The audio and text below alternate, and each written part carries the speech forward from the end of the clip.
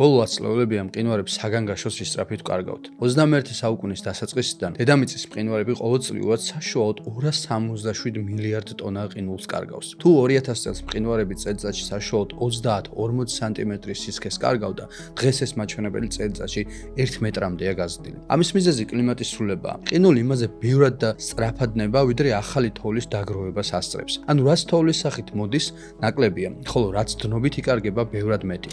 ეს პროცესები კავკასიონზეც ისახება. თანამედროვე გლაციოლოგიური კვლევები საგანგაშოს სურათს აჩვენებს. უკანასკნელი ნახევარი საუკუნის განმავლობაში კავკასიონზე ასეულობით მცირე ზომის მყინვარი უკვე გაქრა. 1960 წელს საქართველოს მყინვარების საერთო ფართობი შეადგენდა 556 კვადრატულ კილომეტრს. დღეს ეს მაჩვენებელი დაახლოებით 360 კვადრატული კილომეტრამდეა შემცირებული.